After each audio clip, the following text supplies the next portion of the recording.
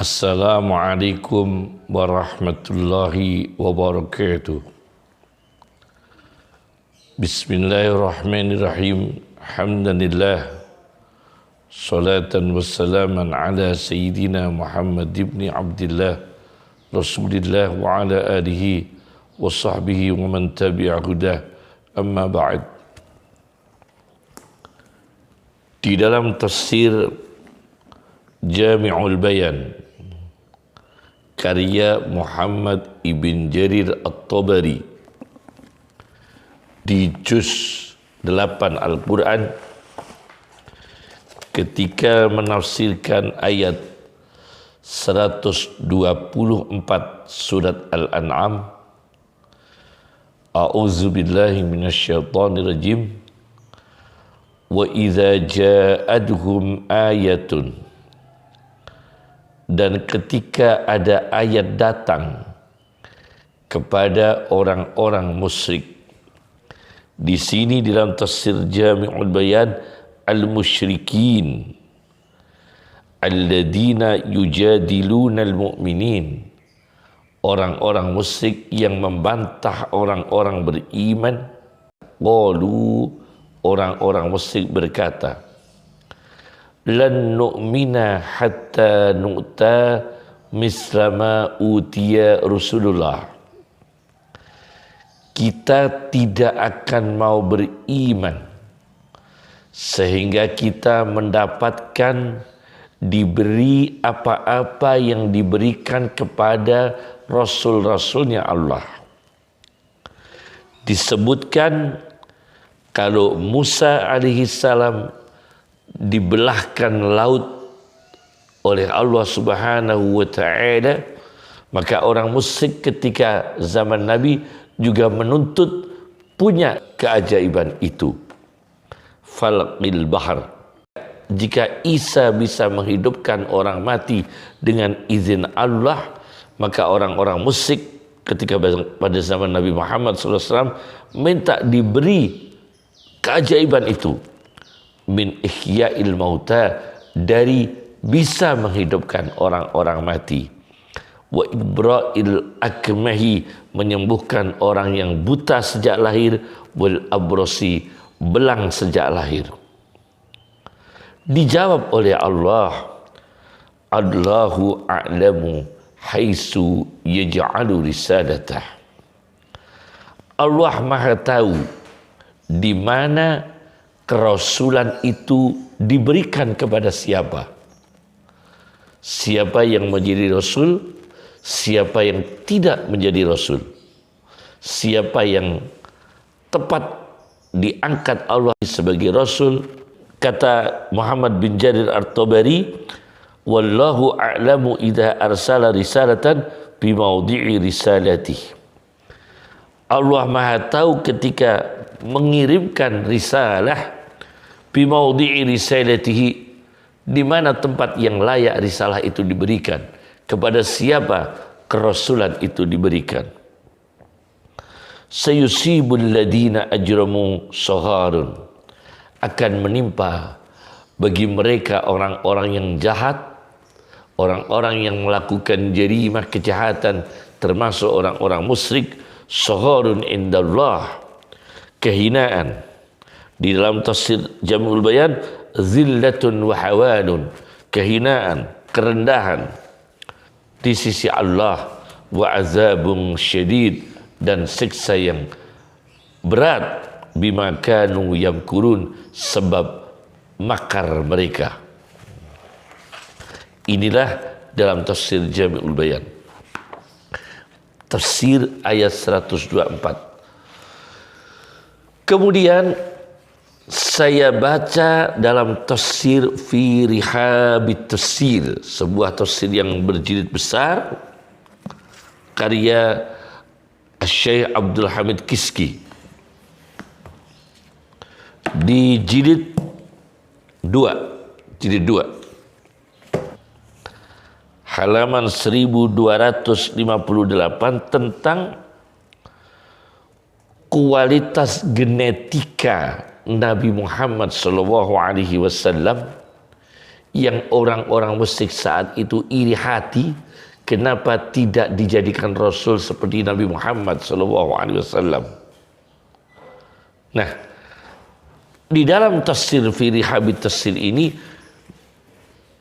dijelaskan tentang kehebatan kualitas genetika Nabi. Nah, kualitas genetika Nabi SAW. Di sini diceritakan Rasulullah SAW bersabda, mendapatkan keterangan dari Jibril. Jibril berkata kepada Nabi Muhammad SAW, aku membolak-balik bumi dari timur sampai ke barat, maka aku tidak menemukan laki-laki yang lebih istimewa daripada Muhammad. Dan aku membolak-balik bumi dari timur sampai ke barat, maka aku tidak menemukan anak-anak dari jalur ayah yang lebih utama daripada anak-anak keturunan Hashim, termasuk Muhammad Rasulullah SAW. Ini kualitas genetika Nabi SAW. Kemudian kualitas hati Nabi Muhammad Rasulullah SAW dan para sahabatnya sebagai aulia Allah. Kalau Nabi diangkat oleh Allah, Rasul diangkat oleh Allah itu tanpa ada usaha. Karena itu bukan kasbi, bukan melalui usaha manusia. Cita-cita menjadi Nabi itu tidak. Tapi memang murni mahdul fadli, murni anugerah Allah. Diberikan kepada siapa yang diangkat menjadi Nabi, siapa yang diangkat menjadi Rasul. Kemudian para sahabat Nabi itu juga punya potensi walayah, kewalian yang sangat besar. Maka di dalam tafsir fi rihabit tafsir, ketika menjelaskan ayat 124 surat Al-An'am, mengutip dari perkataan Abdullah bin Mas'ud, mengatakan sesungguhnya Allah melihat hati-hatinya para hamba, maka hati Muhammad SAW adalah sebaik-baiknya hati hamba Allah, khaira qulubil ibad, maka dipilihlah menjadi Rasulnya. Kemudian Allah melihat hati-hati hamba Allah sesudah hati Muhammad SAW, maka Allah menemukan hati para sahabatnya, fawajada quluba ashabih khaira qulubil ibad, sebaik-baiknya hati para hamba. Maka Allah mengangkat para sahabat itu sebagai menterinya Nabi, wuzara sebagai pembantu, sebagai menteri Nabi Sallallahu Alaihi Wasallam. Nah, ini namanya ada risalah, ada walayah, ada kerasulan, anugerah Allah Subhanahu Wa Taala, ada walayah, kewalian yang didapat oleh sahabat, itu semua juga anugerah Allah, tetapi kadang-kadang melalui usaha para sahabat dengan riyadah, dengan berkhidmah, dengan beribadah, dengan zikir, dengan baca Al-Quran, mereka secara spiritual mencapai tingkatan yang tinggi, kemudian diangkat wali oleh Allah Subhanahu wa Ta'ala.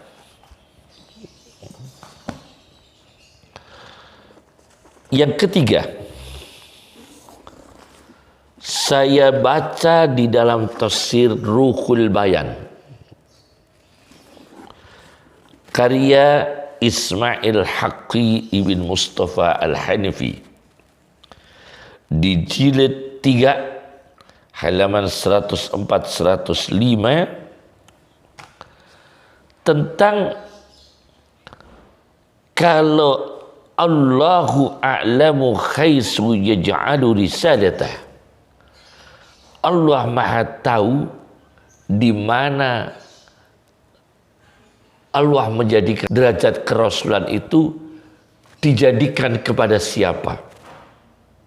Allah yang Maha tahu, otoritas mutlak di tangan Allah. Begitu juga dalam dunia keulamaan dan ketasawufan dan kewalian, Allahu a'lamu khaisu yaj'alu walayatahu. Allah Maha tahu di mana manusia yang layak dijadikan walinya Allah, dijadikan kekasihnya Allah.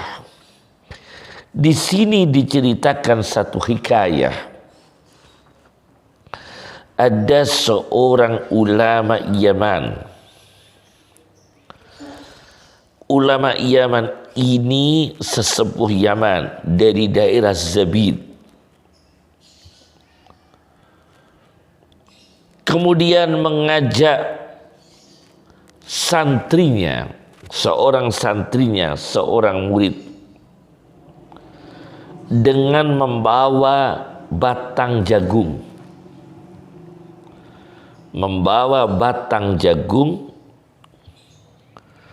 Kemudian datang di satu desa, satu kampung.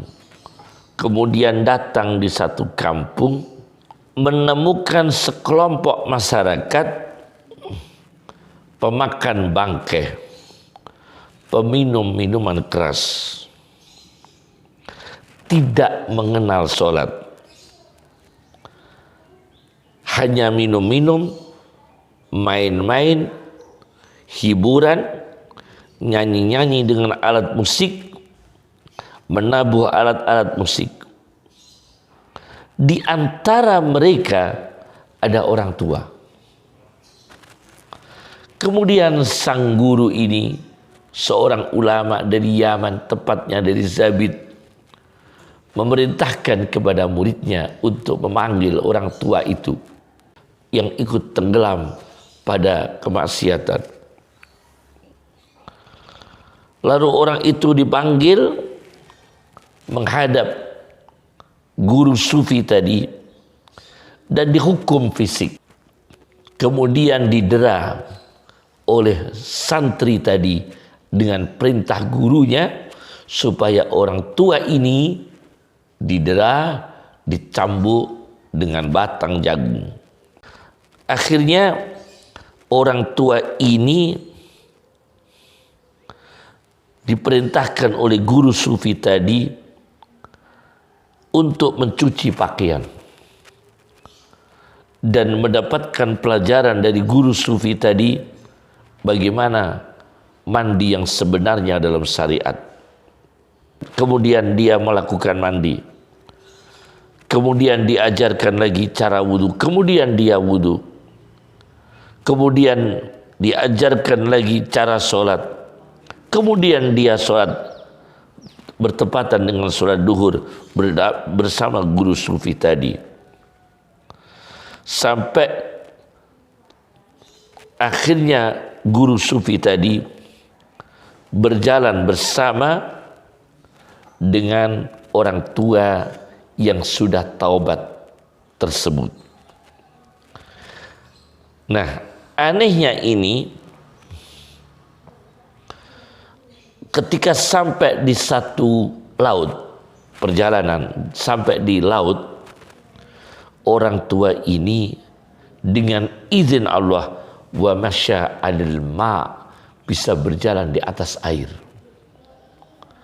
Padahal prosesnya cepat.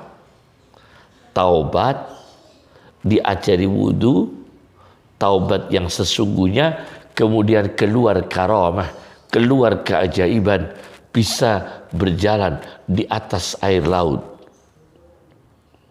Nah, ini luar biasa. Ini luar biasa. Sampai muridnya sang guru sufi ini melihatnya dan kepingin punya karamah tersebut, kepingin punya keajaiban tersebut. Kemudian apa yang dikatakan oleh sang guru, bahwa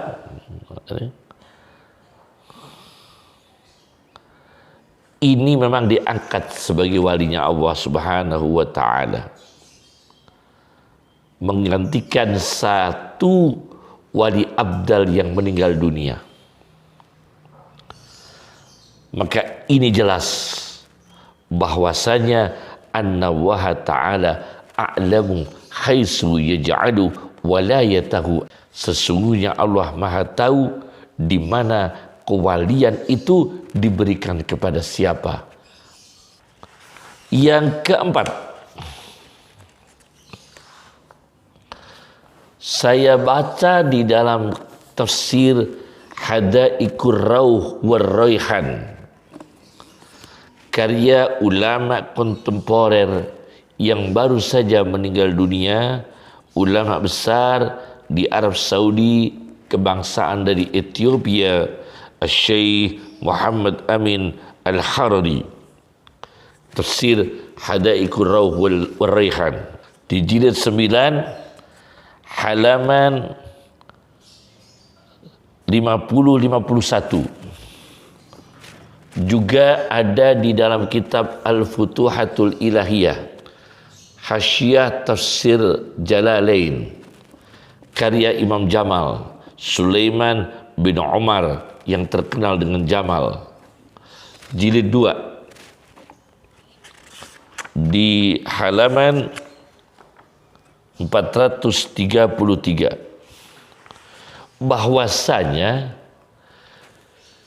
di surat Al-An'am ayat 124 tadi itu adalah satu-satunya ayat Al-Quran di mana di dalamnya ada dua kata Allah berdampingan.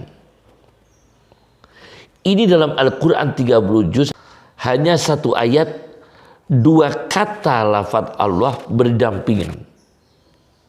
Nah, kalau kita berdoa dalam tafsir Hadaiqur Rauh war Raihan, kemudian Al-Futuhatul Ilahiyah, ya, kalau kita berdoa antara dua kata lafaz Allah di ayat 124 surat Al-An'am, luar biasa doa itu dikabulkan oleh Allah. Bagaimana doa-doa itu? Di antaranya terpenuhinya hajat hidup manusia, penyembuhan dari berbagai penyakit, terlunasinya hutang yang menumpuk. Nah, keamanan dan perlindungan. Ini saya baca, Allahumma manilladzi da'aka falam tujibhu. Ya Allah, siapakah yang berdoa kepadamu maka kamu tidak mengabulkannya? Wa manil ladzi istajaruka falam tujirhu. Dan siapakah yang memohon perlindungan kepadamu lalu kamu tidak melindunginya? Wa manil ladzi sa'alaka falam tu'tihi. Dan siapa yang meminta kepadamu lalu kamu tidak memberinya? Wa manil ladzi ista'ana bika falam tu'inhu. Dan siapa yang memohon pertolongan kepadamu lalu kamu tidak menolongnya? Wa manil ladzi tawakkala 'alaik. Dan siapa yang telah berserah diri kepadamu falam takfihi, kemudian kamu tidak mencukupinya? Ya Hausa, wahai pertolongan, wahai maha penolong, wahai yang memberi pertolongan. Ya Hausa, ya Hausa, wahai pertolongan, wahai pertolongan, wahai pertolongan. 3 kali. Ya Hausa, ya Hausa, ya Hausa, bika astaghis. Denganmu kami mohon pertolongan. Aghisni, tolonglah kami. Ya Mughis, wahai Allah yang memberi pertolongan, wahdini hidayatan min indik, dan berilah hidayah kepada kami dari sisimu, waqdi hawaijana, dan terpenuhilah kebutuhan kami, mudahkan kami bisa terpenuhi hajat-hajat kami, dan waqdi hawaijana, dan jadikan hajat-hajat kami ini tercapai dan terpenuhi. Washfi mardana, ya Allah, dan jadikan orang-orang sakit di antara kita sembuh. Waqdi duyunana, dan berilah kemudahan hutang-hutang kami untuk bisa dilunasi, dibayar, diselesaikan. Waghfir lana, ampuni kepada kami ya Allah. Wali abaina, ampunilah kepada ayah-ayah kami. Wali ummahatina, dan ampunilah kepada ibu-ibu kami. Bihaqqil Qur'anil azim, dengan haknya Quran yang agung. War rasulil karim, dan rasul yang mulia. War rasulil karim, dan rasul yang mulia. Birahmatika ya arhamar rahimin, dengan rahmatmu ya arhamar rahimin, wahai maha penyayang di antara penyayang. Ini doa bagus untuk dibaca di surat Al-An'am ayat 122 ketika menjumpai lafaz Allah yang gandeng itu, jadi dua kata Allah yang berdampingan, maka pada kata Allah yang pertama kita berhenti. Setelah berhenti kita berdoa tadi yang saya sampaikan tadi. Kemudian melanjutkan kata Allah berikutnya. Nah, ini baik untuk diamalkan, dan Masya Allah kata Syekh Muhammad Amin Al-Harari di dalam tafsirnya Hadaiqur Rawh wal Raihan mengatakan, wa hada du'aun 'azim yud'a bihi bainahuma. Ini doa yang agung, doa yang dibaca sebagai doa antara dua kata Allah yang berdampingan. Nah, akan tetapi ada ulama yang tidak sependapat, yaitu saya baca dalam tafsir Ruhul Ma'ani. Saya baca dalam tafsir Ruhul Ma'ani karya Mahmud Al-Alusi di jilid 4 juz 8 surat 124 Al-An'am halaman 22. Beliau mengatakan ajaran membaca doa antara dua kata lafaz Allah di surat Al-An'am ayat 124, kata Mahmud Al-Alusi pengarang tafsir Ruhul Ma'ani mengatakan, walam ara fi dzalika ma yu'awwalu alaih. Aku tidak melihat dalam perkara itu dalil yang bisa dijadikan pegangan dan gantungan. Yakni beliau mengatakan itu tidak ada dalilnya.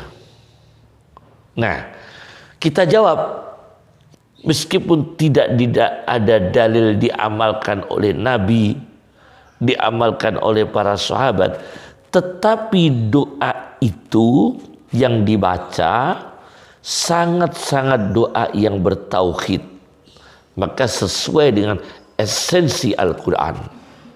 Doa itu yang saya baca tadi, doanya penuh dengan kandungan tauhid kepada Allah, mulai mohon perlindungan, mohon pertolongan, bertawakal, mohon kesembuhan, mohon diberi kemudahan membayar hutang.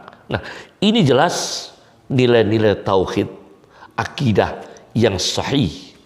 Maka secara esensial doa itu tidak bermasalah. Kemudian doa ini mendapatkan legalitas dari pakar-pakar ulama, termasuk ulama tafsir sedunia, yaitu Syekh Muhammad Amin Al-Harari juga mengamalkan doa tersebut.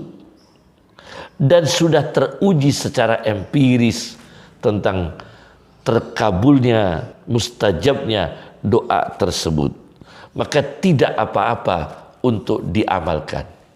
Lebih tadi ada mohon pertolongan, ada mohon perlindungan, maka bangsa ini baik sekali untuk berdoa doa tersebut demi keamanan. Para ulama yang amar ma'ruf nahi mungkar baca doa ini supaya dilindungi oleh Allah Subhanahu wa taala. Para ustadz yang amar ma'ruf nahi mungkar baca doa ini yang penuh dengan nilai tauhid dan nilai tasawuf. Kemudian para tentara yang menjaga keamanan negara dari kaum separatis, dari kaum pemberontak juga baca doa ini supaya dapat perlindungan Allah. Para polisi yang mengamankan negara, ketertibannya, mengamankan dari teroris, mengamankan dari kejahatan-kejahatan. Nah, ini para polisi juga baik untuk membaca doa ini. Kemudian tenaga medis, kemudian orang-orang sakit di rumah sakit juga bagus berdoa doa ini. Kemudian yang berniaga, yang berdagang, yang berbisnis supaya tidak dililit hutang, membaca doa ini. Antara dua kata lafaz Allah, doa yang kami sampaikan tadi bagus sekali untuk dibaca. Assalamualaikum warahmatullahi wabarakatuh.